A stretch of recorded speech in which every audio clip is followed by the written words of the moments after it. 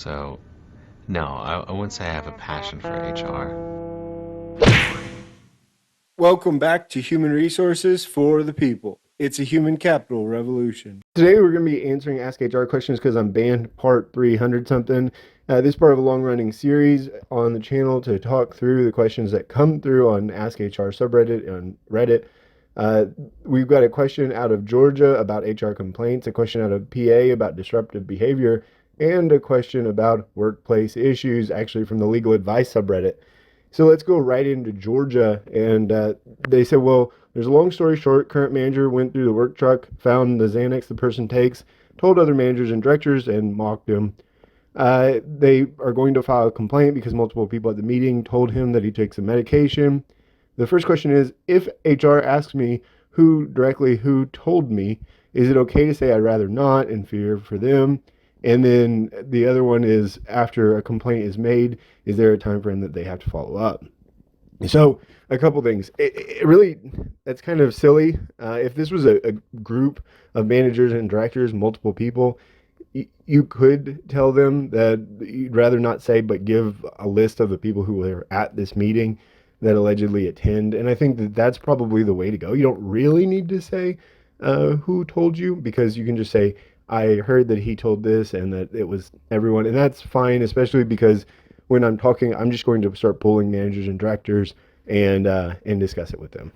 In addition, they said, well, is there a time frame that they have to follow up? No. I mean, best practice is as quick as possible, but they don't have to follow up at all if they don't want to. I imagine that they will. I imagine that they'll touch base with you, but you won't get much more information than it's been handled anyway. I think that's frankly how HR gets a bad rap many times, is that there's this presumption that you're going to find out the sweet, sweet justice of what happened to your manager, who may end up ultimately getting written up, and it just doesn't happen. It doesn't come through, and people are upset by that. And I think that that's probably one of the bigger misconceptions as to what goes on in these meetings. This question from PA is actually pretty simple. It says, I'm an employee who frequently outbursts in her private manager's office. Everyone can hear what she's saying because she's yelling and venting.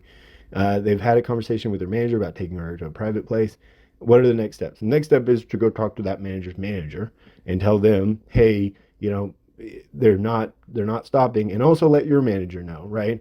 You can do that by sending an email to their manager, as well as CCing your manager to make sure you understand.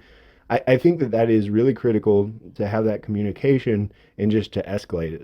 It has to be embarrassing for the manager's manager to have to deal with a poor manager, right? Because if a manager is not calming or stopping these outbursts, they're not a great manager, or they're not giving me the vibes that they're a great manager. That's for sure. And so as a result, it is on that person's boss to counsel and coach their manager. The last one, again, is out of the legal advice subreddit, and it's titled Workplace Issues. Employer had a problem with the time clock a week ago, and multiple people couldn't clock in on time. Supervisor signed a tardy slip on me saying I was late, but I was there, and I'm worried if they're going to give me a hard time getting it corrected. I didn't catch it until I received my paycheck, and it was 2 hours short. So, you should be reviewing your time cards as much as you can.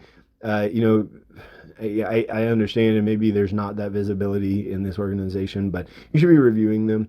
If you have a tardy slip, generally that's reported, and generally that should be notifying you that you're a tardy slip. This doesn't really ask a question, of course. I mean, the process for this is to go talk to HR, tell them that, hey, do you remember, or payroll, hey, do you remember that you had a problem this week ago and all of these people missed? That would give them indication that you're telling the truth, right? That there is other people that can corroborate this concern. And then, in addition, talk to the supervisor, explain to them that, they had this tardy slip and they were there. Find any paperwork that you signed while you were at work. I don't know about you, but in every workplace that I worked, there's been a ton of paperwork that you sign at every given point. And as a result, you would have some sort of indication that you were there, that you approved to it. I think that's a better way of attacking it. And it's very unlikely that they're going to give you a hard time over getting it corrected if everyone was having that problem with the time clock.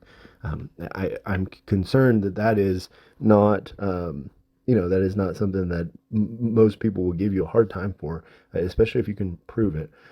Let me know what you think about these. Have you had problems with the time clocks, and how did you address it? Was it captured appropriately? Leave a comment and like, share, and subscribe down below, and we'll see you on the next video. Bye, guys.